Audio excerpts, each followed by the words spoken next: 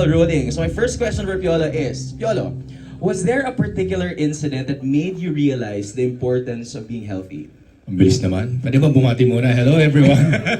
Hindi na ako sa game show host today. Ano naman tayo? Sun Life Ambassador.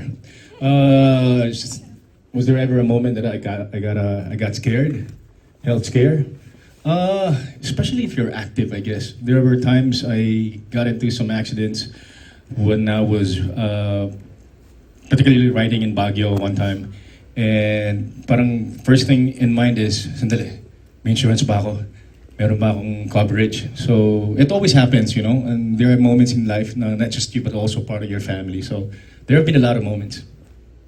Pero feeling ko okay naman since knowing that you're very well protected. Is there peace of mind for you when those situations Definitely. I started out getting policies or insurances early on in my career. As soon as I started in this business, kumukuha talaga ako ng policy, so I'm better protected and have coverage. Alright. This question naman is for Carla. Carla, now that the pandemic situation has improved, you know, we're coming to the tail end of it, people are calling it endemic already. Are Filipinos still availing of health products right now? Yes, Jet. In fact, pre-pandemic, we've already seen a lot of Filipinos becoming financially aware of the impact of having a critical illness. And at Sun Life, in fact, one of our bestsellers, which actually Piolo has, Sun Fit and Well, it has always been a top-selling product for us. And it's not selling just because our advisors recommend it, but it's because Filipinos are looking really to get the most comprehensive insurance protection plan. And Sun Fit and Well is actually one of those. Because as you said a while ago, no, itong Sun Fit and Well plan na to, it's not just for coverage for critical illness, but if you don't get sick, you get the benefits of having cash upon retirement. So I would say, Jet, yes. Filipinos are becoming financially aware. Apart from that, they're taking active action to be prepared in the future. That's true. So I think the good thing, at least a silver lining of what happened from the pandemic, as much as we didn't want it to happen, it gave more importance for Filipinos to really appreciate the value of life insurance. Going back to, of course, Sun Life, have you already had like a critical sort of illness, and how has your insurance helped you?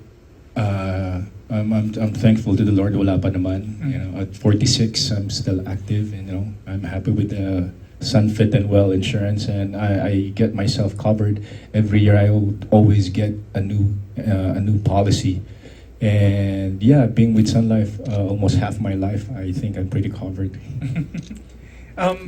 No, but I'm sure a lot of ladies would ask, is there gonna be like a second coming of Inigo anytime soon? Huwag naman natin pangunahan. Baka pag dumating mas maganda, mas surprise, di ba? Para ako rin mas surprise. Wala pa naman on the horizon. Okay, that's all from me. Thank Thanks, you. John. That you regularly update your policy. So right now, to date, how many insurance policies do you have with Sun Life? I've been with Sun Life more than 15 years, so I would say every year I would get one or two. And my sister is also here. My sister is a financial advisor, so there is a personal relationship, and she always updates me whenever there is a new plan. And minsan ako pa yung nangungulit sa kanya, te, ano bang bagong plan natin dyan para naman, you know, we're well covered. You know, it's not just me. It's like what I always reiterate, you know, my family. Ano yun, te? Ha? Ayun, hi. Hi ka naman, te, sa lahat. Yeah. Ate Chiki, say hi. Hello po, good afternoon. Yan yung kamukha ko. Yan, isang kaway. Yeah. Alright, but okay lang yan, te. Ako, nahihiya, wala akong magawa eh.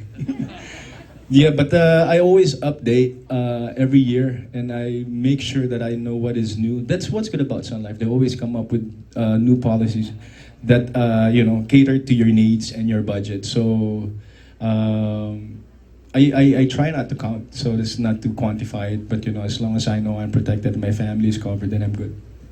But one is never enough, or two is it's not enough. So you have to get other policies because it's not just insurance. You know, Miss Carla, you wanna add to that for the other insurance or other plans that we can avail of? Yes, so Thank you, Piolo, for that wonderful question. I would say no. Seriously, kasi over our lifetime, we have several financial needs depending on our life stage. Back when I was single, probably I just had one or two to cover a certain financial need because my goal back then was to build wealth and grow my money. Now that I'm married, of course, I have another person depending on my income. And so I would add to my life insurance coverage. Afternoon. For Piolo. Hi, Piolo. Hi. You've mentioned earlier that you really set aside your earnings for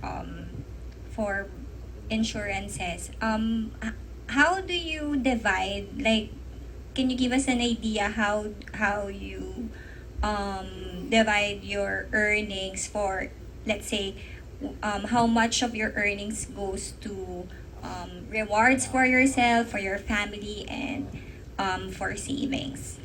Okay, malalaman yung sekreto ko. I don't necessarily quantify or put a percentage to, my spendings. What I do is whatever I earn, I just put it in the bank primarily, and then from there, I set aside 10% for my tithe, and then the rest goes to savings because I try as much as possible not to spend as much on things that are just the material things, or let's say mga luho. I reward myself with an insurance. I reward myself with getting a time deposit. I reward myself with getting new policies. But from time to time, I also reward myself with trips, with my family, and I don't I don't spend on things na sayang lang. So I try not to spend my money and just put it in the bank, invest, get protection from insurances, and just let the money work for you. Hindi ako yung tipo na nag-splurge, and I always make sure that I'm protected. That's why I don't spend beyond my means. I don't spend on things that are just really unimportant. And I guess it's a big factor that you don't change your lifestyle just because you earn more. It's important for us to know and give importance to our future. And of course, not just para sa sarili natin, but also our families. Ganon. In life, siguro what can you share with us when it comes to, how you keep yourself from being blindsided, like by illnesses or other difficulties? I mean, what should be the right mindset that you set for yourself? Information is really important. Information is key, and knowing your options, of course, is really important, so that we'll know better what to do with what we have and how we can better protect ourselves. So you gotta be smart. You gotta be smart with your money. You gotta be smart with your savings, your earnings, and it's important to take control of that. And there should be self-love. You should learn how to value your health, yourself, and your life and your mind. And knowing that these are all just temporal things, and what's important is your present and your future, and not to the most practical things, not to spend it on things that will just pass, and also take care of yourself by just like what we've been talking about, living healthy, eating right, and having a balanced life. Thank you. Thank you. Piolo. So you really see that Piolo really invests in himself, di ba? Yung mga... Sarili ko yung produkto ko eh. I like what Piolo said about self-care, because a lot of people say self-care is, going on spa dates or distressing. But self-care also means taking care of our health, because diba, you're the biggest money-making machine. And if you don't take care of your health, your ability to build wealth also gets hampered. So Sun Life for 15 years. How will you describe it? And with Miss Carla, vice versa, the questions, can you answer it also?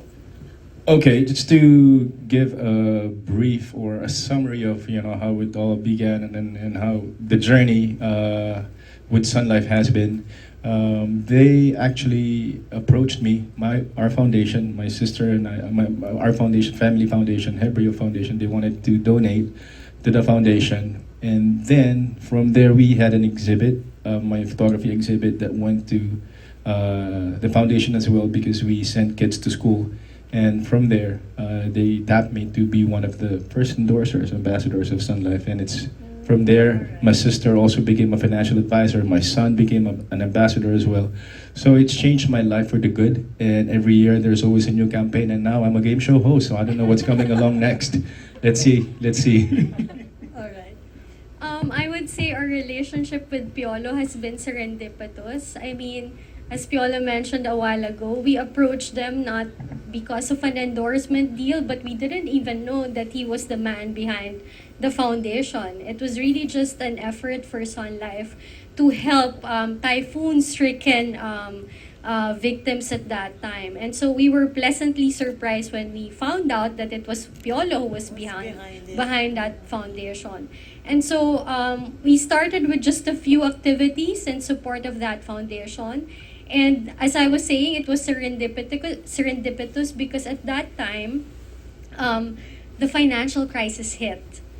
And we thought before we can even promote Sun Life, our products and our services, there was really an important need to educate Filipinos with regards to their financial needs.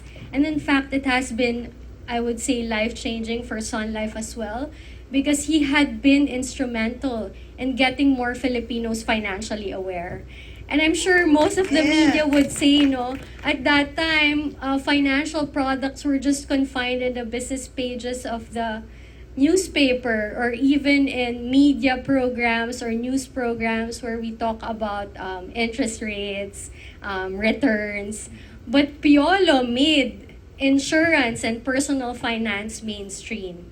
And it's not because he's an endorser, but rather he practices it himself.